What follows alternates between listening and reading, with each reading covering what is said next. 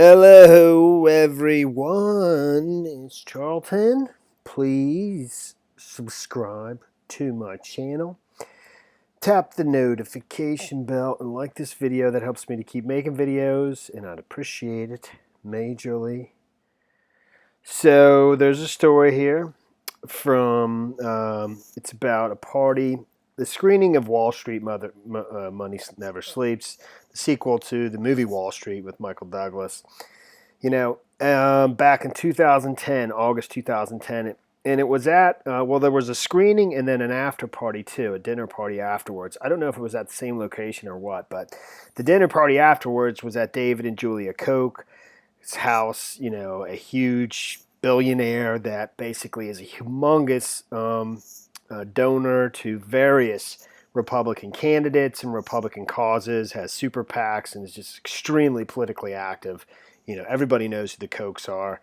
So they were hosting the party. And at this party was Jeffrey Epstein and the number of other Trump cabinet members and associates here. It's just more however you want to term it, connections between the Trump, administration and Epstein. Okay, and this is from 2010, August 2010, some time ago. It's just a dinner party. There were several people there, but Wilbur Ross was there, Rudy Giuliani was there, Steve Mnuchin was there. Okay, Trump wasn't there, But right there's two more cabinet secretaries and Trump's personal, legal advisor at the dinner party. Reportedly, Giuliani and Epstein, I think, sat fairly close to each other during the viewing of the movie. And there's pictures of Epstein, there, who supposedly was fairly, didn't attend these types of social events, that he just, he wasn't into that kind of thing. These kinds of social events, supposedly. I'm just sort of paraphrasing. So, this is just 2 months after his 13-month prison sentence that he had served back in Palm Beach, the one where he basically, he spent a lot of his time out on work release, 12 hours a day, 6 days a week. He was allowed to leave and go to his office, etc. So, that's pretty much the extent of the story. It's just the number of people from Trump's administration that seem to hobnob with Epstein. It's just pretty remarkable. And what keeps drawing me back to this whole story is the fact that Trump nominated. Here's two more cabinet secretaries. There's only 15, for goodness sakes. The fact that he nominated Alexander Acosta, the U.S. attorney that approved the sweetheart plea deal for Epstein back in Palm Beach. It was in the Southern District of Florida, in Miami. The case actually got transferred to the Southern District of Miami so that Acosta could oversee it.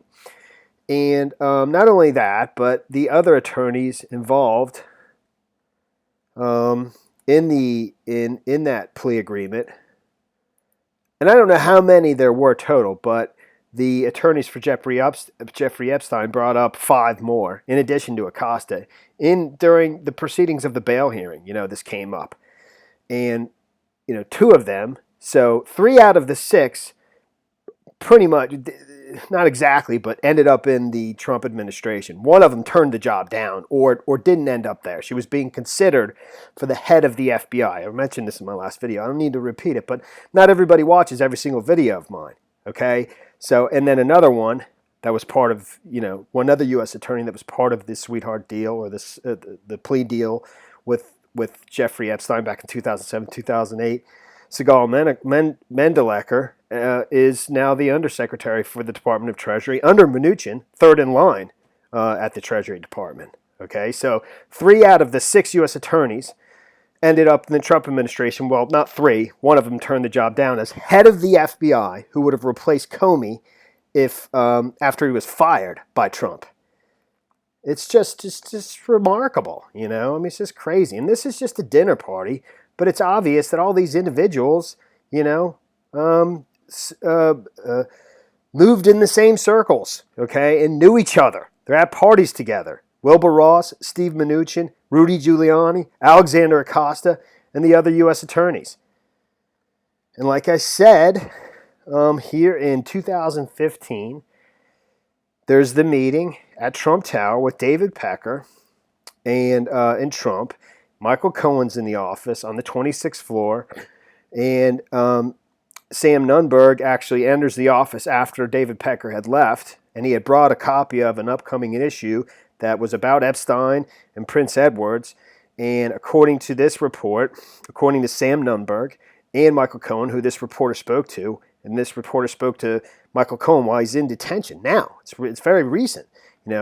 Trump said to them, to Sam Nunberg, that David Pecker had said to him that the pictures that Epstein had of Clinton in the island were way worse than Prince Edward's, I guess, And so the timing, and this is in early 2015, just prior to Trump making his appearance at CPAC, before he, just sort of feeling out whether or not he's going to run for president. And actually, at that CPAC meeting, the topic of Bill Clinton came up during a lightning round where he's being interviewed by Sean Hannity. And it says, when a lightning round of questions turned to the favorite topic, Bill Clinton, Trump said, quote, "Nice guy," Trump said, "got a lot of problems coming up, in my opinion, with the famous island with Jeffrey Epstein," he added, seemingly veering off topic. Lots of problems. And like I said, in that meeting with Jeffrey Epstein, which was a couple weeks prior to that CPAC appearance was late February 2015. Trump said, Nunberg recalled, he said not to tell anyone, he's talking about Trump, but that Pecker had just been there and had brought the issue with him. Trump said that Pecker had told him the pictures of Clinton that Epstein had from his island were worse. And I'm just saying the timing of that, right before the election, an election that nobody thought he would ever win, and ends up winning, and the Clintons lost. And then afterwards, after he's elected, he ends up naming to his cabinet the U.S. attorney that presided over the sweetheart deal for Epstein. Two other U.S. attorneys he was looking at of that same sweetheart deal. One he put into the Treasury Department as undersecretary. Another he was considering for the head of the FBI. Seems awfully odd, and it seems like that he may be pursued beyond this meeting with David Pecker, those pictures of Clinton, and maybe something else. I mean, things were seized from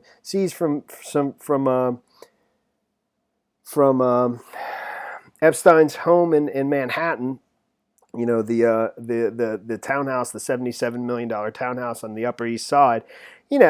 With discs labeled with pictures of this so and so with this person. And we don't know what the exact nature of these what are on these discs, but it seems like they were discs of potentially powerful political people and other persons, pictured with women in compromising positions, and that's just what was found in the townhouse in the Upper East Side of Manhattan. We don't know what's in in the Virgin Islands and beyond. So but everyone keeps pretending. Like, I don't understand what you're saying. Pretending like it's, look, Trump won, okay? Trump won the president. If Clinton won and Trump didn't win, I wouldn't be saying this, would I? We'd be having a much different discussion. But he did win. He didn't get blackmailed into winning the presidency, did he? I mean, it's so ridiculous. Everyone's like, I don't understand what you're trying to say. I just don't understand. It's ridiculous. They do understand. And they know exactly what I'm saying. And it's right there, plain as day. All right? And we're going to find out. I mean, do you think the fact that this is being pursued in the Southern District of New York by the Public Corruption Unit, leading the case with Comey's daughter as the lead prosecutor, that has nothing to do with this? It has everything to do with it. It's because it's all pointing towards Trump. All right? And it's very much looking like, it's very possible that he had a strong connection to Epstein, and the connection would be that he was using Epstein to help blackmail people. And who would he be blackmailing? Of course, he would be blackmailing his opponent in the presidential campaign so he would win and they would lose. Not complicated. Very simple. And that's it. But this is just more of the same. And it's not going away. And that's the story there. and all this Ocasio-Cortez stuff and the squad. It's all that. You think that came up right now? You know, is an accident because of this? Is right would otherwise be being talked about in the news much more than it is. It's no accident, but it's not going away. You know, not without some major doing. Doesn't mean because I'm talking about it, it's gonna, something's gonna happen. But I don't know, man. But, you know, I'm talking about it, and that's the story there. Thanks for watching my videos. Please subscribe to my channel. Give me a like down below. I'll see you in the next video. Later, man.